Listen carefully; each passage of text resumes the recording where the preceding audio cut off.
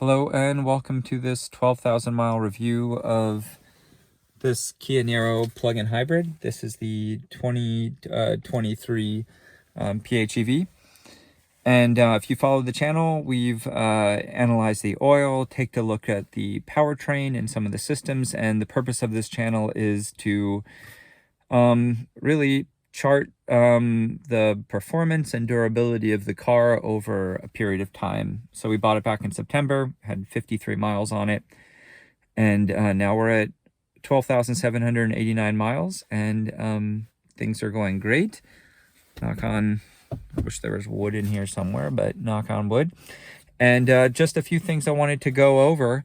So bought the car for $34,500. We had gotten $4,000 back, $1,000 from the electric company and $3,000 from the Vermont state government. It does not qualify for federal subsidies because it's made in Korea. What do you get? Well, you get an 11.1 kilowatt hour battery, pretty neat display, and really nice fit and finish interior. It has a very soft ride. It tends to dive into the turns because the suspension's really soft, but it handles great, and doesn't have a ton of power, but because of the layout of the hybrid system, the electric motor can always jump in to assist the gas engine. There's an engine clutch that can separate them, so you can go all electric only.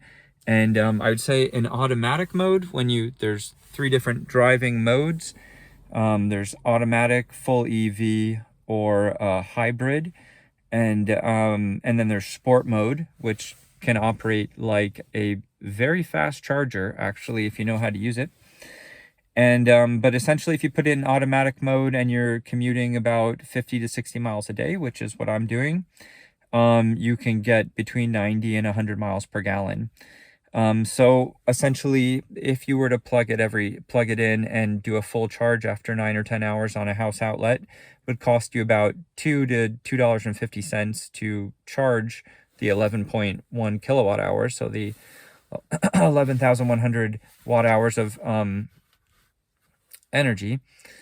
And anyway, system's been really great. That's a 96 cell system, and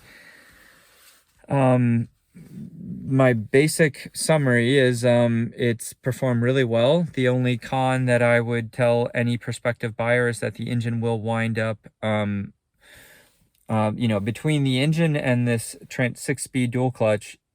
If you're on a small incline, or you have the car under a certain load, under so slow speed going up a hill, there are times when the transmission won't switch gears until you're at 3,000-4,000+ miles or RPMs, and it's much later than you would practically in any situation. You would shift gears sooner than this car in those situations. You can put it in sport mode and just shift yourself, but that is the only con so far, is that sometimes it'll shift later than you think, and it'll buzz like a little buzzy engine, and that's not the greatest thing. But that is actually rarely been the case for my daily work commute now, and overall I'm very impressed with the look and finish. I usually just turn off the display and it just has a clock here, and there's some ambient lights that I've turned off. And my wife and I had owned Hondas and Toyotas that we've ran over 200,000 to 230,000 miles, and they've been really bulletproof cars, like the Corolla that we had before this. And so I'm really hoping to document the performance and durability of the car, because I would really hope, seeing as how this is really our biggest investment. We rent this house here, but the car we purchased, and so we're kind of all in on this car and hoping it can stay, that we can keep it in good shape. So yeah, I have other videos that talk about this powertrain system specifically. I think it's a great powertrain system. The car, even with snow tires, which I think perform much better than the low G, low gravity tires that come with this car, I'm using Hakkapeliitta 9 unstudded winter tires. We live here in Vermont, and they are so sticky and they perform so well. I'm going to leave them on through the spring for sure. There's so much more rubber on the road. They're much heavier, but even with the roof rack and the snow tires, we get between 46 and 49 miles a gallon if we don't charge the battery at all. So strictly hybrid. And then if we charge the battery, or if I charge the battery, then we're getting essentially, to do 70 miles a day, it costs about $5 between the half gallon to 2/3 gallon of fuel and 1 night of charging for about $2 or $2.50. So you're talking about $5 to go about 70 miles per day. I think that's kind of a fair breakdown. Yeah, that's about it on the kind of granular critical side is, or really just in how I'm going to treat the car moving forward. The oil analysis came back good. I thought there might be an issue with fuel dilution where actual gas was getting down along the cylinder walls past the piston head and the rings into the crankcase, and you don't want fuel in your oil. And I thought I smelled fuel on my first couple oil changes. I did my first oil change at 6,000 miles, and then one actually only 1,000 miles later, and then 3,000 miles later.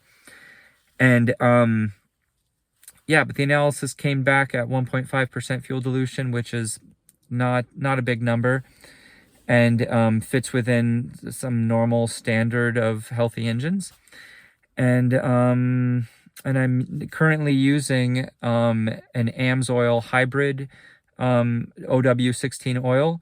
So you may also realize with these engines, they're using a very thin OW16, very lightweight oil. And so I've decided to go with AMSOIL for reputation and because some people I trust are also using it.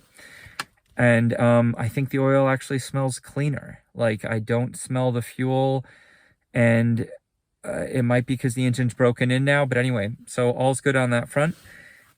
And well, there's plenty more to say, but I would say essentially at 12,709 miles and 5 months of wear and tear, and you know, even with the less than 7 inches of ground clearance, this car has crawled up little dirt roads to get. I'm a carpenter and we build new houses, and the driveways and situations are pretty rugged, and this car has done really well. And it's not light; it's a little bit heavy, but if you get these Hakkapeliitta 9 tires, I think you won't be disappointed. They are really sticky, and the car performs really well with them. And so, though I don't think it's an SUV, it's a really cool hatchback thing. It's great for people who have tools or working out of their car. But it doesn't have a ton of ground clearance, and it's not 4-wheel drive. But it is, okay, maybe it is an SUV, but it is a very lightweight SUV, but it does very well. So we're very happy. And I'd say this is a good review, and I hope this was helpful for someone. So thank you very much, and see you again.